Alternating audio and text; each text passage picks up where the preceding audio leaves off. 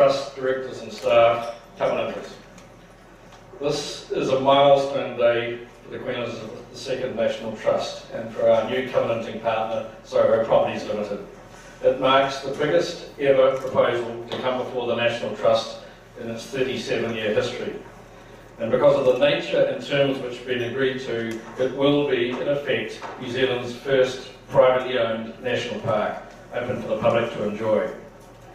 It has come about through the vision and extraordinary philanthropy of one man and his representatives here in New Zealand. But it has also involved a number of other agencies who all worked together to bring to fruition a new concept in private-public conservation partnerships.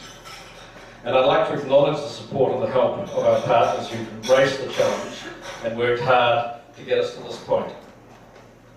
First, none of this would have happened if Russell Hamilton, acting on directions from Mutt Lange, had not approached the Trust in September last year seeking covenants over the 4 properties of Mount Soho Station, Motatapu Station, Glencoe Station and Coronet Peak Station. Russell and his directors and legal advisors, led by Willie Sussman, have all applied huge resources to get us to this point, and the Trust has welcomed their positive approach to finding solutions to the problems that inevitably crop up during these processes. We're grateful to the Commissioner of Crown Lands and to the Chief Executive of Land Information New Zealand for their help in expediting what could have been a protracted process. Similarly, the Department of Conservation has been highly supportive, and both the Minister and Director General have been involved since the beginning, while the local expertise of Barry Hanson and Greg Lind and their teams have been invaluable. And Minister, I'd like to acknowledge the extra effort you went to in getting us additional funding for the National Trust this year. It's been a great support to us. Thank you. The Walking Access Commission has assumed the lead role in formalising the track systems and will continue to manage this along with assistance from DOC, the Queenstown Lakes District Council and the Queenstown Trails Trust. No doubt as the network of facilities for public usage grows, we can expect the involvement of other agencies and organisations. And Soho Property have already had well-established relationships with Otago and Heritage New Zealand. The Central Lakes Trust has made a generous donation to the National Trust to support survey work, and Steel and Tube have come to the party as long-term partners for both Soho and the National Trust. And I'll leave it to Brett Douglas to announce the details of the sponsorship shortly. Finally, I must thank the Trust Chief Executive, Mike Jepson, and all the regional and head office staff who've worked overtime to bring the biggest ever and the most complicated covenant proposal to the board for approval in record time.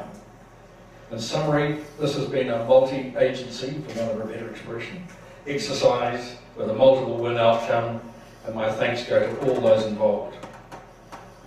Obviously, the act of covenanting 53,000 hectares of visually stunning Otago landscape, which we can see beside us, is newsworthy in itself.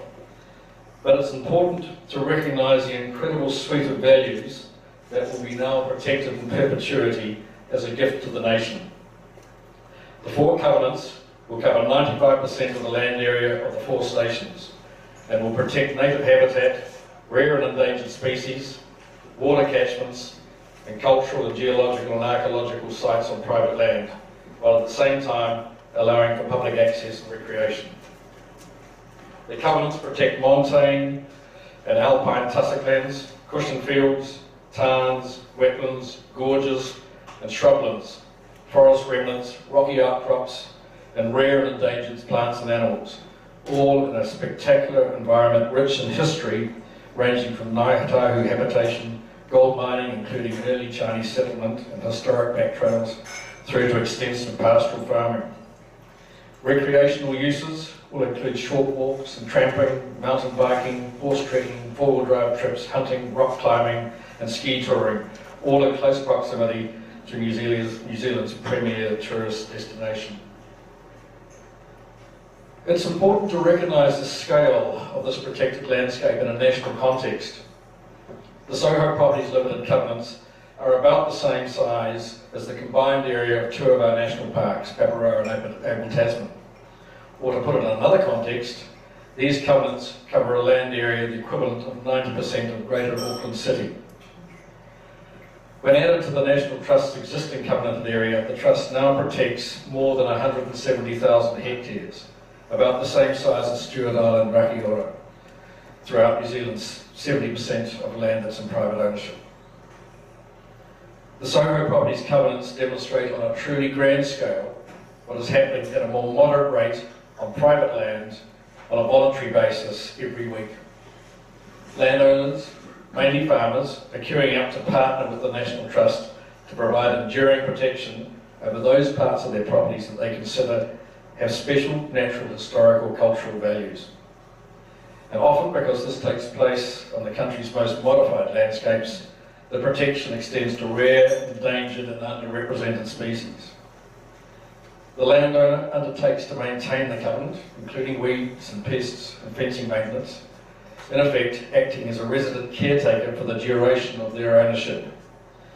Those acts of selfless altruism may not have the public impact that today's announcement does, but each covenant is a unique demonstration of ordinary people doing extraordinary things in the national interest. In Soho's case, the efforts expended to date in eliminating pests such as goats and possums and mustelids, and attacking weeds such as wilding trees, revegetation programs and habitat restoration, new infrastructure has been an immense investment in restoring this land to good health. On average, the National Trust completes 2 or 3 covenants agreements every week. And by the end of this year, we expect that we will register our 4,000th covenant. Each one of those covenants is an enduring legacy to a landowner's desire to ensure a special part of New Zealand is protected in perpetuity. That mosaic of precious places has today been hugely enhanced by a committed environmentalist making an extraordinary request to the country, one he doesn't even live in. The National Trust has a huge responsibility to ensure that this vision and his philanthropy is enhanced through our role as perpetual trustee. We're up for the challenge, and we look forward to our partnership with Soho Properties to bring these covenants to full registration in a few months. Thank you.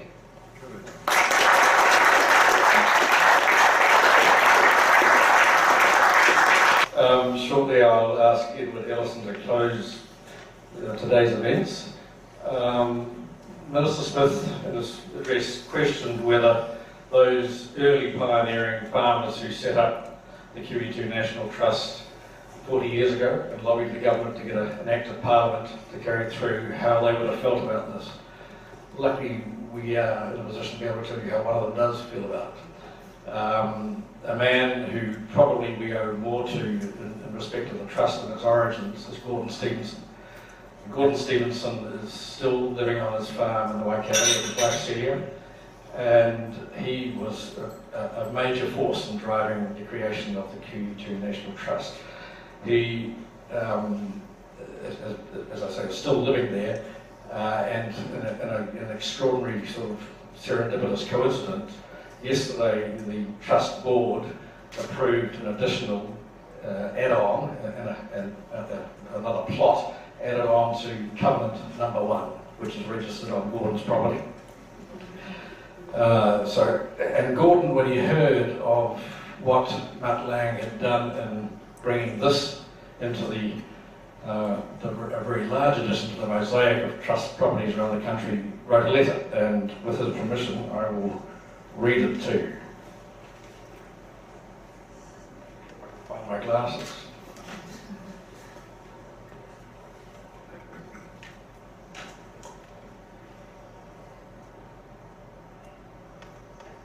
He writes, "Dear Mr. Lange, I stand in awe at your commitment. It's been a privilege for me to watch the germ of an idea born some 40 years ago while sitting in front of a farmhouse fire grow into thousands of farmers covenanting hundreds of thousands of hectares of their properties to protect them in perpetuity. In spite of this quite remarkable achievement by those landowners, there was always just something missing from the completion of the dream. This was the covenanting of an entire landscape. Your selfless action completes that dream. You make one somewhat elderly gentleman very happy indeed. I'm sure you'll never regret your actions. One strength of the covenanting process is that these agreements are entered into without the inducements of grants or compensation, with no pressures to sign, but simply because of a conviction that it's the right thing to do. The other strength is that we end up with every one of these treasured plots having its own guardian or ranger.